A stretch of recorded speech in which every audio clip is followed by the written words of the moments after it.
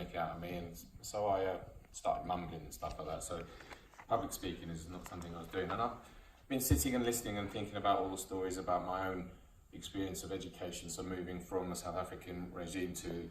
I spent a term in a London school, and then I went to Folkestone. Had to sit the 11 plus late to see whether I could get into a grammar school, and failed, and then went to school, left school at 15, and then it just little things like that, and I thought, oh, that's a bit boring. So, and then I was just sitting there, and you were talking about, I used to work in care, and I work with lots of young people, and I'm in touch with some of them, but it's that just education is so important, and it's I worked with a young lad who when he came to the home I worked at, his dad had died through drug overdose, his mum was an addict, and he'd been in a home in Lancashire, and he had lots and lots of restraints at that time,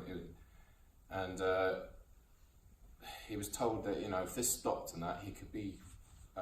fostered, and the restraints sort of stopped overnight, and he was about to be fostered, and then the social worker moved him, and he came from Lancashire all the way down to Folkestone, and his story was that he was addicted to gaming at the time, and he was just like, it's like I nearly got to the end game, I got to the boss, and somebody turned off the machine and hadn't saved it, and I have to start all over again. He was 11 at that time,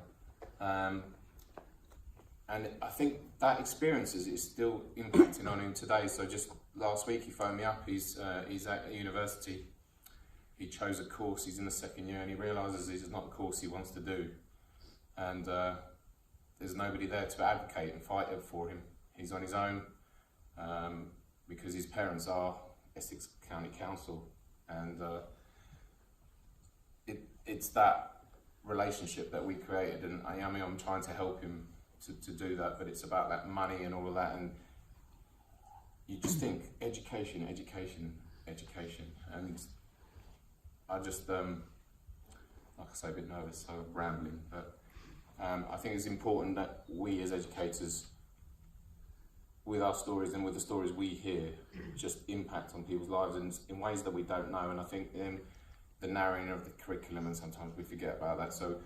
using, I've used the stuff from Steve Sinnott and other organisations to broaden it a little bit and discuss with children in my class about,